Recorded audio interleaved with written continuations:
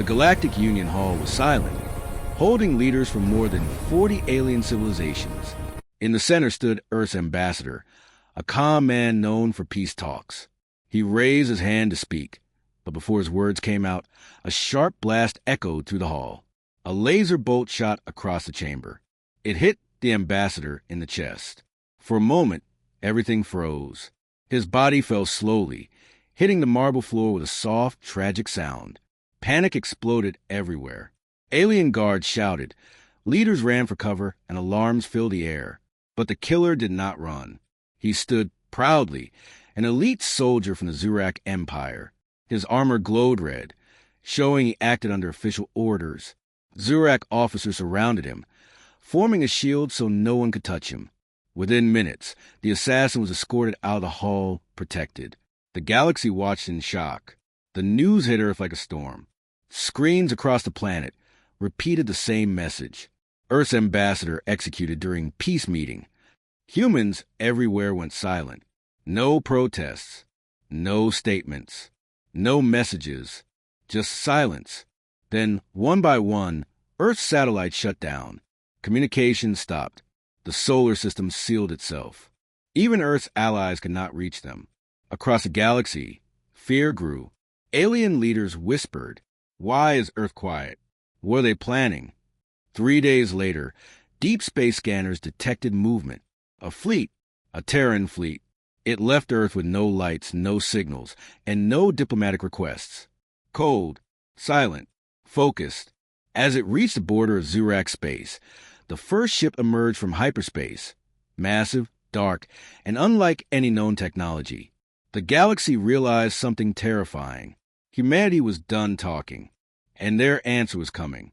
The Zurak Empire prepared for war the moment Earth went silent.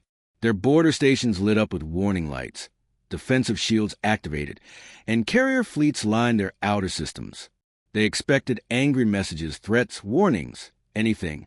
But humanity sent nothing, only silence. Then, without any introduction or declaration, Earth's fleet entered Zurak space. The first Terran dreadnought appeared like a shadow rising from darkness. Its hull was black, smooth, and massive, absorbing all light around it. No one had seen a ship like this before. Zurak scanners tried to read it and failed. No heat signature. No engine trails. No energy leaks. Nothing. It was as if the ship didn't follow the laws of physics. Zurak commanders panicked and ordered a communication attempt. No reply. The Terran fleet moved like ghosts, calm, slow, confident. Their formation was perfect, not one ship breaking line. Every alien watching felt something strange. This was not an attack. This was a judgment. Zurak intelligence ships moved closer to observe. They tried to scan the inside of the dreadnought, and the results shocked every scientist. The ship's energy readings were impossible. Like a miniature star was trapped inside. Frightened, Zurak High Command sent their first response fleet, 800 warships, the largest deployment in their history. The fleet surrounded the Terran ships, aiming weapons at them. Still no reply. Terran dreadnoughts simply opened their outer armor plates, revealing glowing blue symbols. Human tactical code, spreading across the hull like living light. Every Zurak captain felt the same chill. Humanity wasn't preparing for battle. Humanity was activating something. Something the galaxy had never seen. And the last Zurak message recorded before the systems overloaded was just 3 words. It's too late. The Zurak response fleet, 800-strong warships, formed a massive wall around the Terran dreadnoughts. Their engines glowed bright red, ready to fire at any moment. Inside every Zurak bridge, captains waited for the order to attack. Their claws trembled. Their eyes stayed fixed on the silent human ships. The Terran fleet still did not move. Then, in a single moment, the lights on every Terran ship changed from blue to white. Zurak scanners screamed with warnings. Energy levels rose beyond anything recorded in history. But before the Zurak fleet could react, space itself around a Terran dreadnought bent like liquid. A white flash. Just one. Then silence. All 800 Zurak warships were gone. No explosion. No debris. No escape pods. Nothing. It was as if those ships were never there. Zurak command centers fell into chaos. Officers shouted, alarms echoed, and generals demanded answers that no scientist could explain. The Empire had lost its strongest fleet in less than a second. Meanwhile, the Terran fleet continued moving forward slowly, calmly, not celebrating, not broadcasting, not threatening, just advancing. Surviving Zurak planets panicked. Citizens evacuated cities. Military stations locked down. The Empire felt the same fear Earth once felt when their ambassador died. On a hidden observation post, an old Zurak scientist stared at the Terran dreadnoughts on his screen. His voice shook as he whispered, "Humans have unlocked a weapon that should not exist." As the Terran fleet approached the next defense line, Zurak generals gathered for emergency decisions. Many wanted to surrender immediately. Others demanded a counterattack. Before they could agree, a deep vibration echoed across every speaker in Zurak space.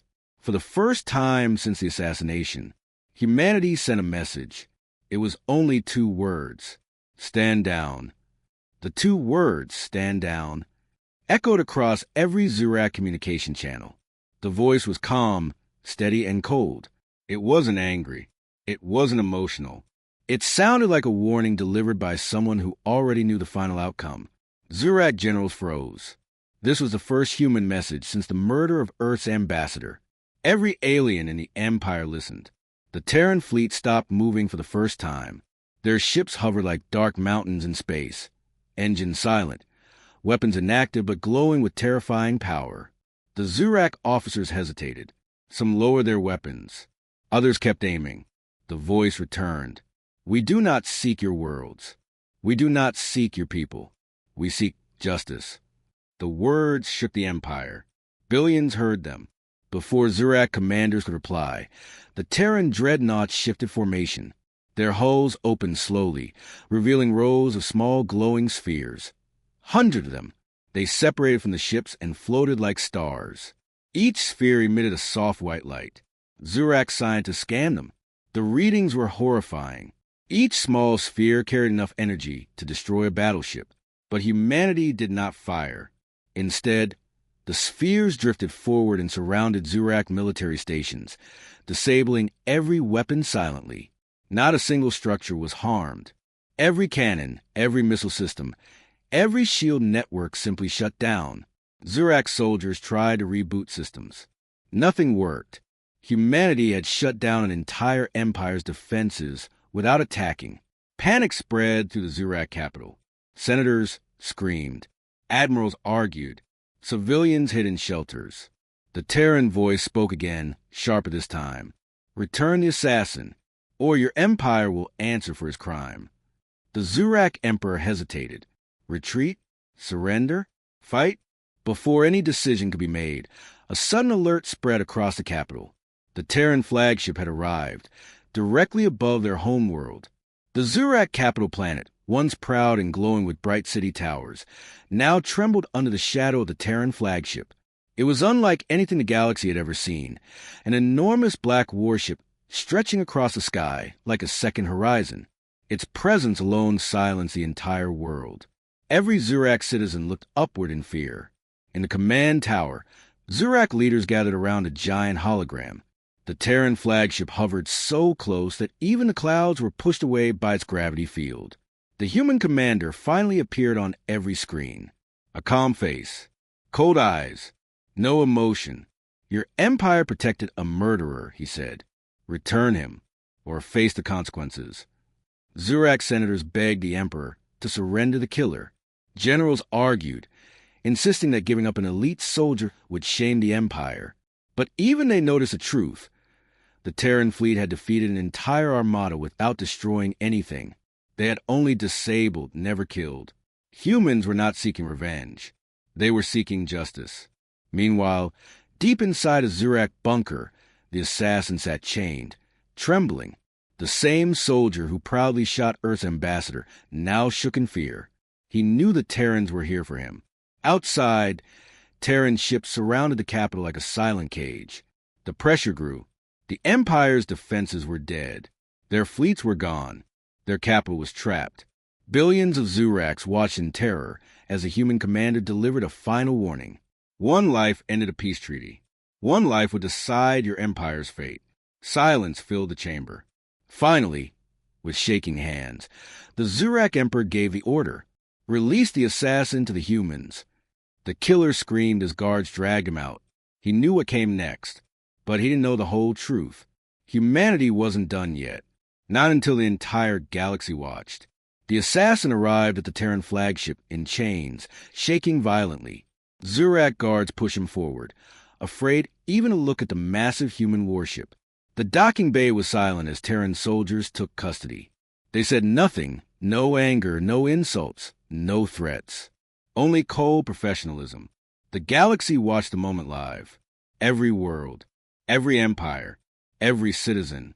The trial began inside a vast Terran hall. Holoscreens floated in the air, showing the assassin's attack. The Zurak soldier tried to defend himself, claiming he followed orders, that he acted for his empire. But the Terran prosecutor played the recording again. Every second clear, every detail undeniable. Earth's ambassador had been unarmed. He had offered peace.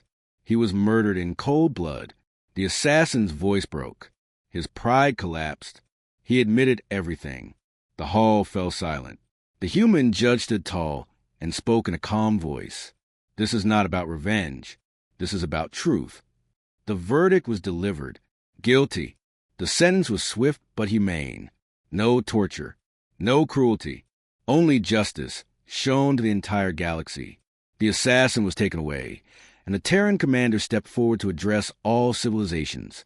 Earth does not start wars, he said. But if you strike us, we will answer.